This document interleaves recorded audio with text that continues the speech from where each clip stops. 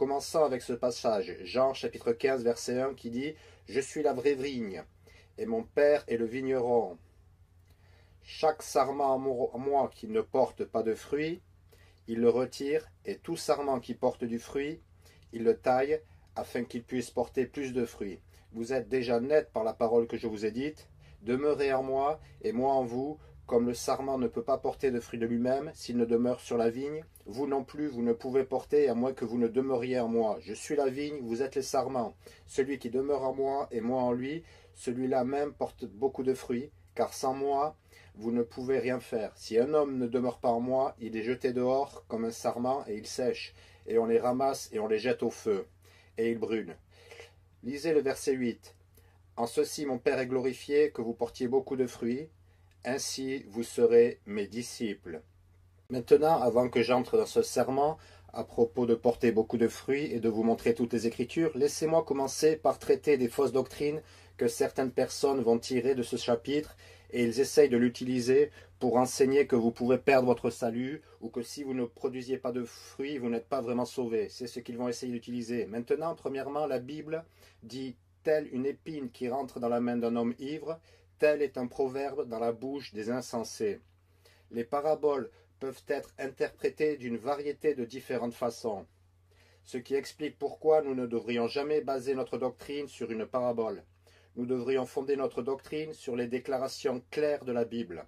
La Bible a tant de déclarations claires où y ancrer notre âme et être un fondement pour notre foi que nous ne devrions pas prendre une parabole et baser tout ce que nous croyons sur une parabole.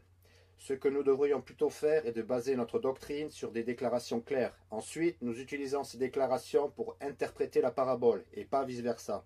Ne pas prendre une parabole et l'utiliser pour contredire un tas de déclarations claires. Vous commencez toujours avec ce qui est clair pour l'utiliser pour interpréter ce qui est un dicton obscur ou une parabole que Jésus-Christ a dit. Maintenant, dans cette parabole, il est dit que tout sarment qui porte du fruit, il la purge pour qu'elle porte plus de fruits. Cela parle concrètement de tailler l'arbre. Donc, s'il y a une branche pour porter du fruit, il la purge pour qu'elle porte encore plus de fruits. Et cette purge de notre vie serait Dieu enlevant le péché de notre vie et nous aidant en étant nettoyés et plus efficaces pour porter du fruit. Alors, ce que cela veut dire est que si nous sortons et gagnons des âmes à Jésus-Christ, je vais le prouver dans le sermon que ça fait référence à ça, que Dieu alors nous aidera à nettoyer d'autres domaines de notre vie. Maintenant, beaucoup de gens prennent ça à l'envers. Ils pensent qu'ils doivent totalement nettoyer leur vie et alors ils vont aller gagner des âmes. Et en fait, c'est tout le contraire. Nous avons besoin d'y aller et au moins porter du fruit. Et alors Dieu va nous purger, puis nous allons produire encore plus de fruits. Maintenant, laissez-moi vous dire que si vous avez beaucoup de déchets dans votre vie, vous n'allez pas porter beaucoup de fruits. Mais vous avez encore besoin de sortir et d'essayer de produire quelques fruits, parce que quand Dieu vous voit porter du fruit, il se dit qu'il y a ici une branche que je peux purger afin qu'elle puisse produire plus de fruits. Je ne crois pas à cette chose, attendre avant d'aller gagner des âmes que votre vie soit en ordre. D'abord, si vous attendez aussi longtemps, vous pourriez ne jamais le faire. Parce qu'aucun de nous n'avons toutes nos choses en ordre. Aucun d'entre nous n'est parfait. Aucun d'entre nous n'est une branche entièrement purgée. Nous avons tous des péchés dans notre vie et des imperfections en nous. Et donc, si vous attendez après ça, vous allez attendre et ça ne viendra jamais. Mais beaucoup de gens, de nos jours, pensent qu'ils doivent retirer certains péchés de leur vie avant de pouvoir gagner des âmes. Regardez la Bible et pensez par exemple à la femme au puits. Vous savez que Dieu l'a utilisée pour amener beaucoup de gens à Jésus, immédiatement, de suite. Elle n'a pas nettoyé sa vie. Beaucoup d'autres personnes que vous voyez dans la Bible, le jour même où ils ont été sauvés, ils ont été gagnés des âmes. L'apôtre Paul était comme ça. Il a été sauvé et immédiatement il sort et commence à prêcher l'évangile. Et vous savez qu'il avait plus à apprendre, mais il y allait tout de suite. D'autres personnes que vous voyez dans la Bible, comme l'homme qui était possédé par un démon, vous savez, il a été sauvé et tout de suite, il y est allé et a commencé à prêcher la parole de Dieu. Pourquoi pas? Et beaucoup de gens disent qu'ils ne veulent pas aller gagner des âmes jusqu'à ce que je nettoie ma vie parce que je ne veux pas être un hypocrite. Avez-vous déjà entendu ça auparavant? C'est assez commun. Je ne veux pas être un hypocrite, vous savez. Je dis quelque chose aux gens, mais voilà l'essentiel. Quand vous sortez gagner des âmes, quel message prêchez-vous? Le message que vous prêchez est « Crois au Seigneur Jésus-Christ et tu seras sauvé ». Vous ne prêchez pas « Nettoyez votre vie et vous serez sauvé ». Ces personnes qui disent « Oh, je ne veux pas aller gagner des âmes parce que je ne veux pas être un hypocrite », vous font vous demander s'ils comprennent l'évangile. L'évangile du cadeau gratuit par le sang de Jésus. Vous n'êtes pas... Écoutez, Paul a dit que nous ne prêchons pas nous-mêmes, mais nous prêchons Jésus-Christ. Nous prêchons lui crucifié. Donc vous n'êtes pas un hypocrite en disant aux gens de croire en Jésus si vous croyez en Jésus. Et vous n'êtes pas un hypocrite. Oui, mais je ne vis pas une vie parfaite. Mais dites-vous aux gens, vivez une vie parfaite et vous serez sauvés? Non. Donc cette excuse n'est pas recevable. Et c'est ce que c'est, une excuse pour les gens qui sont timides pour aller sur les routes et les chemins. Alors ils sortent, je ne suis pas encore prêt, et ils ne seront jamais prêts. Mais il y a aussi quelques églises qui perpétuent ça en empêchant les gens d'aller gagner des âmes parce qu'ils n'ont pas retiré les péchés de leur vie. J'ai parlé avec quelqu'un une fois et je l'ai amené à notre église et je lui ai dit « Hé, je voudrais vraiment vous amener gagner des âmes. Avez-vous déjà été gagner des âmes? Est-ce que je pourrais vous y amener quelquefois ?» Et il a répondu « Eh bien, vous savez, le problème est que je fume des cigarettes. » Et à chaque église où j'ai été, ils avaient une politique qui voulait que quiconque qui fume ne peut pas aller gagner des âmes. Je lui ai dit « Qu'est-ce que c'est? Êtes-vous sérieux? » Je veux dire que c'est si ridicule de rester là et s'entraver. Pourquoi voulez-vous ajouter un péché à un autre? Et écoutez, fumer des cigarettes endommage votre corps, c'est une habitude stupide, économisez votre argent, c'est mauvais pour vous et tout le reste. Mais rester là et dire que parce que je vis avec un péché, alors je ferais mieux de ne pas aller gagner des âmes, c'est juste ajouter un autre péché. Vous savez, allez au moins gagner des âmes. Eh bien, vous savez, n'avez-vous pas peur que les gens n'aient pas l'air droit? C'est ce que les gens disent. Et ça va être une source d'embarras et de honte pour votre église. Pas du tout. Pas du tout. Parce que personne dans cette église n'a une plus mauvaise réputation que moi. Non, je blague. Non, c'est juste une blague. Non, parce que voilà l'essentiel. Je n'ai pas honte. Je vais gagner des âmes avec des gens qui ont l'air assez tordus. Et je n'ai pas du tout honte d'eux. Pourquoi devrais-je avoir honte d'avoir un nouveau croyant à côté de moi? D'avoir un nouveau bébé en Christ qui est éduqué, enseigné aux choses de Dieu. Vous savez quoi? Si je rentre dans une église et tout le monde a l'air parfait, et tout le monde se comporte bien, ça me dirait juste qu'ils n'ont intégré personne dernièrement. Et quand vous avez des gens qui ont l'air grossiers dans l'église, ça montre que ces gens ont été intégrés. Vous savez, peut-être que vous voyez des gens qui ne semblent pas tout à fait droits, et alors quoi? Je ne suis pas honteux à cause d'eux, pourquoi le serais-je? Vous savez, s'ils sont sauvés et que je suis sauvé, et j'ai déjà amené des personnes non sauvées gagner des âmes. Mais évidemment, ils ne font que de la conversation. Ce serait une hérésie, vous savez, s'ils prêchent une fausse doctrine. Mais j'ai amené quelqu'un qui n'était pas sauvé gagner des âmes. Juste en tant que partenaire silencieux, parce que je vais prêcher la parole et ils veulent entendre la parole. Et parfois, cette personne va être sauvée. Un de mes amis était en train de gagner des âmes et son père était venu visiter la ville et il a amené son père gagner des âmes et il s'avérait que son père n'était pas sauvé. Et il a donné l'évangile encore et encore tout au long de l'après-midi et au dernier tour où il a donné l'évangile, son père a dit qu'il allait prier aussi parce qu'il a réalisé en l'écoutant tout l'après-midi qu'il doit être sauvé. Il a réalisé qu'il n'était pas sauvé et il a prié là même, il a été sauvé et a été baptisé au service du soir. Donc vous savez, pourquoi ne pas y aller et juste prêcher l'évangile à quiconque veut l'écouter? Quelqu'un veut s'inviter? Venez sur le terrain. Et vous savez ce que nous faisons parfois, c'est gagner quelqu'un au Seigneur et il se joint à nous pour le reste de la journée d'évangélisation. Tout de suite, il met simplement ses chaussures et vient gagner des âmes avec nous. Et c'est un bon début pour une bonne vie de chrétienne.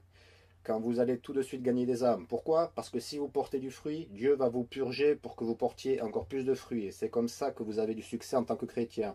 Mais puisque vous lisez ceci dans la parabole, il est dit... Comme la branche ne peut pas porter du fruit d'elle-même, dans le verset 4, à moins qu'elle ne demeure dans la vigne, vous non plus ne le pouvez à moins que vous ne demeuriez en moi. Je suis la vigne, vous êtes les branches. Celui qui demeure en moi et moi en lui, celui-là porte beaucoup de fruits, car sans moi vous ne pouvez rien faire. Si un homme ne demeure pas en moi, il est jeté dehors comme une branche. Maintenant, écoutez, ceci est une parabole, c'est symbolique. Il est dit, il est jeté dehors comme une branche. Mais ensuite il dit ceci, et les hommes les ramassent. Il est dit qu'elles se dessèchent, et les hommes les ramassent et les jettent dans le feu, et elles sont brûlées. Maintenant, beaucoup de gens vont prendre cela et l'assimiler à aller en enfer. C'est de cette manière qu'ils vont interpréter la parabole. Ils vont dire, quand les gars ramassent les branches et les jettent dans le feu, c'est une image de cette personne allant en enfer. Mais voici la réponse, ça ne peut pas être ce qui est dépeint, parce que nous avons un tas d'écritures claires qui parlent du fait que Jésus nous a donné la vie éternelle, qu'il ne va jamais nous laisser ni nous abandonner, que rien ne peut nous séparer de l'amour du Christ, vous savez qu'il est impossible de perdre notre salut. C'est un autre serment lui-même, mais il y a une montagne d'écriture. Donc évidemment, si vous interprétez cette parabole de cette façon, alors vous avez la mauvaise interprétation parce que vous contredisez un tas de déclarations claires. Ce que dit cette parabole quand il est dit que la branche qui ne produit pas de fruits est desséchée et les hommes les réunissent et les jettent au feu, il est juste dit que c'est ce que l'on fait avec des branches mortes. On les jette à la poubelle et on les brûle pour s'en débarrasser. Et c'est ce que Dieu dit que si nous ne portons pas de fruits, nous lui sommes inutiles. Et c'est comme l'apôtre Paul disait, il a dit que je ne veux pas prêcher aux autres, être moi-même rejeté. Je ne veux pas être mis de côté. Et Dieu, par exemple, a mis de côté tout le peuple d'une nation, les Israélites. Parce que, souvenez-vous, Israël était le peuple élu de Dieu, mais quand ils ne portèrent plus de fruits, et il entre dans les détails dans Matthieu 21, Matthieu 22 et 23, dans tous ces chapitres, il revient toujours à ce thème, ils n'ont pas produit de fruits, il est venu à ce figuier d'Israël, en quête de fruits, il n'en trouva aucun, et qu'a-t-il fait? Il les a rejetés. Et vous dites, eh bien non, la Bible dit qu'il n'a pas mis de côté ces gens. Si, il rejeta tous ceux qui ne portaient pas du fruit. Parce qu'il a dit qu'il ne les a pas tous rejetés, parce qu'il y a un reste d'Israélites qui croient, et ce sont eux qui sont encore mon peuple. Donc, alors que disons-nous ici? Dans ce passage, nous voyons que Dieu n'a pas l'utilité de chrétiens qui ne portent pas du fruit. Il n'a pas besoin d'eux. Vous ne pouvez pas être, et je veux vous enfoncer ça dans la tête ce soir, vous ne pouvez pas être un bon chrétien sans porter du fruit. Point final. Vous ne pouvez pas. Si vous ne portez pas du fruit, ne me dites pas « Oh, je demeure dans le Christ, j'ai une merveilleuse relation avec le Seigneur Jésus-Christ ». Non, pas du tout. Parce que si vous demeurez en Christ, vous portez du fruit. Et si vous ne portez pas du fruit, vous êtes sans valeur dans le royaume de Dieu. En fait, Jésus a dit que si vous n'assemblez pas avec moi, vous dispersez. Il n'y a pas de neutralité dans ce domaine. Vous êtes soit quelqu'un qui prêche l'évangile, qui rassemble des gens pour le royaume de Dieu, vous êtes dehors récoltant la moisson, ou vous êtes passif. Vous êtes un poids mort. Vous n'êtes pas actif dans le royaume de Dieu. Quoi qu'il en soit, vous n'êtes pas utile. C'est pourquoi Jésus a dit que si vous me suivez, je ferai de vous des pêcheurs d'hommes. Ce qui me dit que si vous n'êtes pas un pêcheur d'hommes, vous ne suivez pas Jésus. Maintenant, je ne dis pas que vous n'êtes pas sauvé, parce que pour être sauvé, il vous suffit de croire en Jésus. Mais il y a une différence, et c'est l'élément clé que je veux pointer dans ce passage, il y a une différence en être sauvé et être un disciple. Être sauvé contre être un disciple. Pensez à l'époque de Jésus. Combien de disciples avait-il? 12, d'accord? Puis il y en a eu 70 autres plus tard qu'il a envoyés. Et dans cette église primitive, combien de personnes y avait-il après 3 ans et demi de ministère? Ou dans cette église primitive, dans Actes chapitre 1, seulement 120 personnes. Voilà, 120. Mais combien de personnes ont été sauvées pendant le ministère de Jésus? La Bible dit des multitudes, des milliers furent sauvés, des milliers furent baptisés. Mais combien s'assemblaient dans cette église au début d'Acte 1? Seulement 120 personnes. Combien a-t-il appelé ses disciples qui lui étaient vraiment proches et disposés à le suivre partout où il irait? Seulement 12 d'entre eux. Ok? Donc il y a une différence entre être sauvé et être un disciple. Voilà une preuve de plus. Un de ses disciples n'était même pas sauvé. Ok? Donc ne considérez pas comme équivalentes ces deux choses. Et voilà pourquoi la Bible dit ici au verset 8, « En ceci mon Père est glorifié, que vous portiez beaucoup de fruits. Ainsi vous serez mes disciples. » Donc ceci parle d'être un disciple quand vous demeurez dans la vigne et que vous apportez beaucoup de fruits. C'est ce qui est considéré comme être un disciple de Jésus-Christ, parce qu'il dit que si vous me suivez, je ferai de vous des pêcheurs d'hommes. Vous ne pouvez pas suivre Jésus, vous ne pouvez pas être un disciple, vous n'êtes pas dans ce groupe, à moins que vous ne portiez beaucoup de fruits. Point final.